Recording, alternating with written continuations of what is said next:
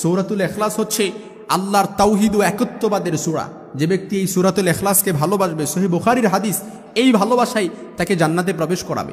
774 নম্বর হাদিস আপনি দেখে নিতে পারেন, বুখারীর বর্ণনা এসেছে। এজন্য সূরাতুল ইখলাস হচ্ছে আল্লাহর তাওহীদ ও একত্ববাদের সূরা।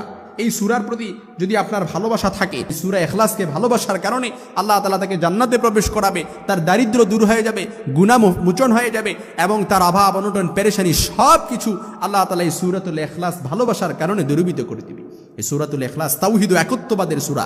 যে ব্যক্তি সূরাতুল ইখলাস পড়বে আল্লাহ তাআলা তাকে মুখলেস বান্দা হিসেবে রূপান্তরিত করে দিবেন। কুল হুয়াল্লাহু আহাদ আল্লাহুস সামাদ লাম ইয়ালিদ ওয়া লাম ইউলাদ ওয়ালাম ইয়াকুল লাহু কুফুয়ান আহাদ। এই সূরাটা পারি না এরকম এখানে কেউ নাই, সকলে আমরা এই সূরাটা অবশ্যই পারি। আজকে থেকে এই আমলটা করব।